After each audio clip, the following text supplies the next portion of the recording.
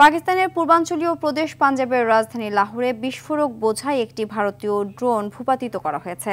লাহোরের ওয়ালটন বিমানবন্দরের কাছে ড্রোনটি ভূপাতিত করা হয়। ড্রোনটি সীমান্তের অপর পাশে ভারত থেকে পরিচালনা করা হচ্ছিল। বৃহস্পতিবার এই তথ্য জানিয়েছে সংবাদ মাধ্যম আল জাজিরা। এদিকে ভারতের হামলায় নিহতের রক্তের বদলা নেওয়ার হুমকি দিয়েছেন পাকিস্তানের প্রধানমন্ত্রী শেহবাজ শরীফ। বুধবার রাতে জাতির উদ্দেশ্যে দেয়া ভাষণে হুঁশিয়ারি দেন তিনি।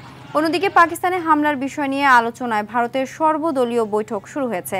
পাশাপাশি শীর্ষ কর্মকর্তাদের উপস্থিতিতে দেশটির মন্ত্রিসভার নিরাপত্তা কমিটিও বৈঠকে বসবে আজ। পাল্টাপাল্টি হামলার জেরে দুই দেশের নিহতের সংখ্যা দাঁড়িয়েছে 46 জনে।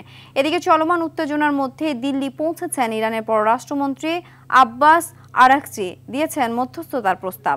এছাড়া দেশ দুটিকে সংঘাত বন্ধের আহ্বান জানিয়েছেন মার্কিন প্রেসিডেন্ট ডোনাল্ড ট্রাম্পও।